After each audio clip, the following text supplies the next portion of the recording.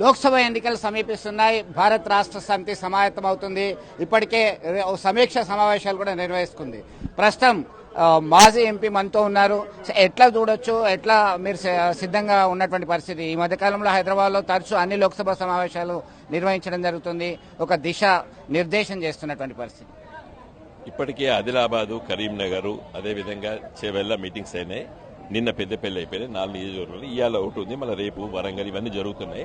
మొత్తం 17 ఒక సంక్రాంతి పండుగ అప్పుడు 3 రోజులు కాకపోతే 23వ తారీఖు వరకు అన్ని నియోజకవర్గాలు 17 నియోజకవర్గాల పార్లమెంటు నియోజకవర్గంలో ఉన్నటువంటి 7 శాసనసభ నియోజకవర్గంలో ముఖ్యమైన కార్యకర్తలు పిలిచి మాట్లాడుతున్నాము.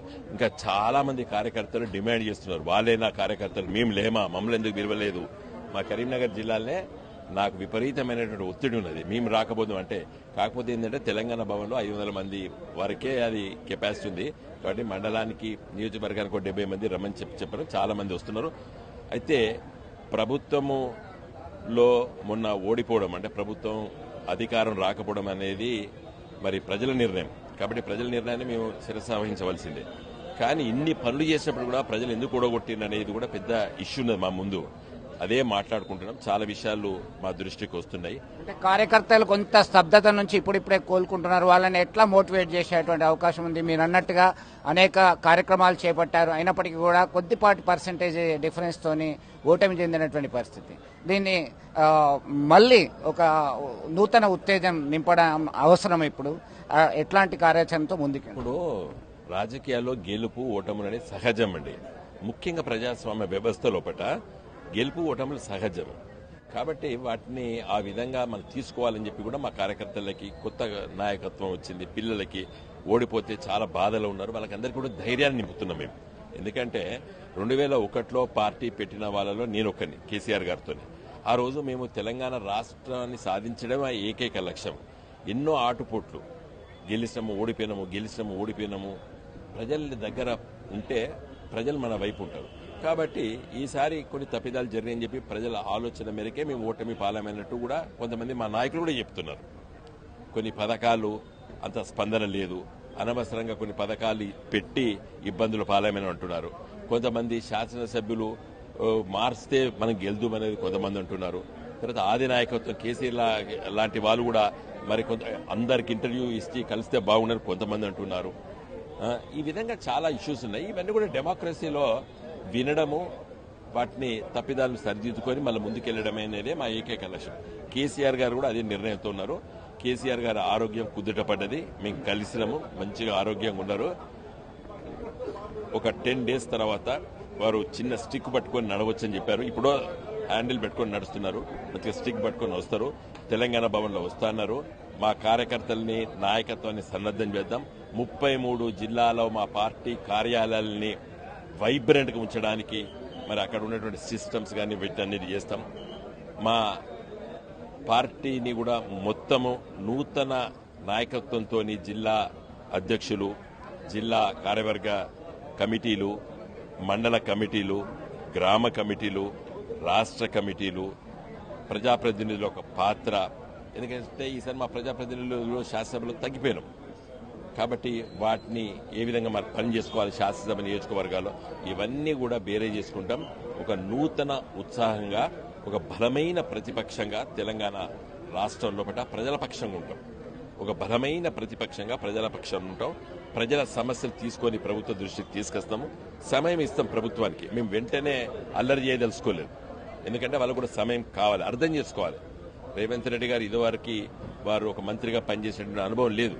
కానీ బట్ రాజకీయ నాయకుడు కాబట్టి పెద్ద అవసరం కూడా లేదు. ఒకసారి మంత్రి అయితే ముఖ్యమంత్రి కావాలని రూల్ ఏం లేదు. కాబట్టి మన దేశంలో పట్ల అర్థం చేసుకునేటువంటి నాయకత్వం వస్తే పనులు చేసుకోవచ్చు. కాబట్టి రేవంత్ రెడ్డి గారు ఆయన కూడా అర్థం చేసుకోవాలి, అర్థం చేసుకుంటాడని చెప్పి మేము భావిస్తున్నాము. సరే, ఈ పథకాలు బీఆర్ఎస్ పార్టీ పెట్టినటువంటి పథకాలని కొనసాగిస్తాడా, రద్దు చేస్తాడా ఒక చర్చ జరుగుతుంది. ఎందుకు రద్దు చేస్తాడో మేము ప్రజల తరఫున ప్రశ్నిస్తాము. ఎందుకంటే మంచి పథకాలు కొనసాగించాలి. రాజశేఖర రెడ్డి గారు ఆరోగ్యశ్రీ తీసుకొచ్చిండు, కేసీఆర్ గారు కొనసాగించారు. శాసనసభలో చెప్పిండు కేసీఆర్ గారు, ఇది వైఎస్ రాజశేఖర రెడ్డి గారు ఒక మంచి పథకం అని చెప్పిండు. అంత ధైర్యం ఉండాలి. ప్రజల పట్ల నమ్మకం ఉన్నవాడు ఆ విధంగా మాట్లాడతాడు. ప్రజాపాలనకు సంబంధించిన దరఖాస్తులు తీసుకోవడం నిన్నటికి చివరి తేదీ అయింది. దాదాపు 1 కోటి మంది దరఖాస్తులు పెట్టుకున్నారు. దానిలో మీరు గతంలో ఒక అభిప్రాయం వ్యక్తం చేశారు, దాన్ని ఒకసారి మాతో పంచుకోరా? ఎందుకంటే అకౌంట్ నెంబర్కి సంబంధించి ఇప్పుడు దరఖాస్తులు తీసుకున్నారు, కానీ అవి ఏమైపోతున్నాయి, ఒక రిసిప్ట్ ఇచ్చి పంపిస్తున్నారు.